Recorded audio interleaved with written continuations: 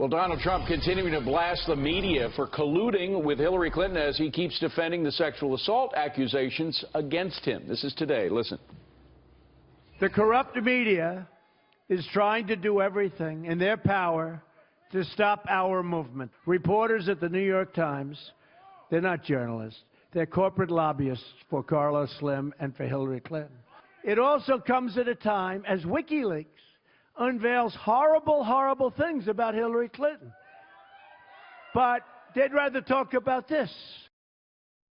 Carlos Slim, of course, is a Mexican billionaire. He's part owner of the New York Times. Howie Kurtz, MediaBuzz host and Fox News media analyst, has never had more to chew on than he does right now. I'll tell you, it's all about the media. And I have to say, Howie, every time we do a spot on the media and its collusion with the Hillary Clinton campaign, or at least perceived collusion, we get a big spike in ratings. So does everybody I've talked to here. There is a national disdain for the mainstream media, isn't there?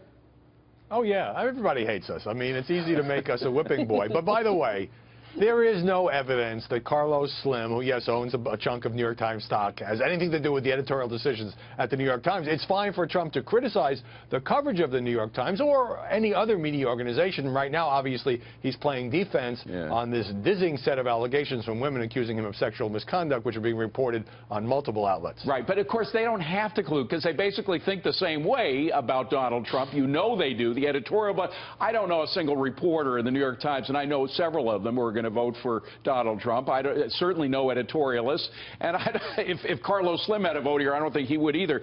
But let's talk about the timing of these accusations, of these women accusations, because it's very interesting the way this was rolled out. And again, the Clinton machine is very good at rolling things out. First, you have Alicia Machado, the whole Miss Universe thing rolled out. Then you had the Access Hollywood tape. And, of course, during the debate that immediately followed the Access Hollywood tape, we had Anderson Cooper's question, which kind of led into him saying, no, I never actually did the way I talked. And then you have the accusation of these ladies. Do you see anything suspicious about the timing?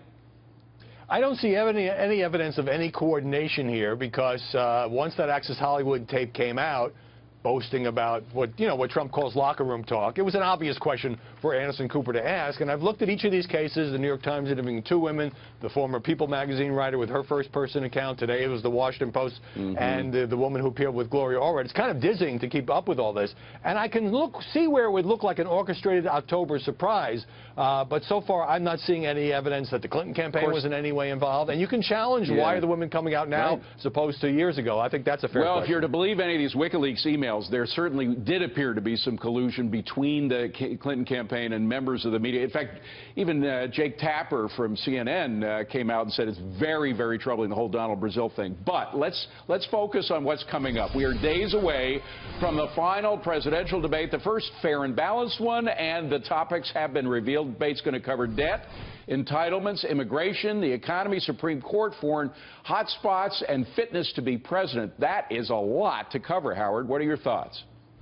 Well, I have a prediction, which is Chris Wallace will ask very aggressive questions of both candidates.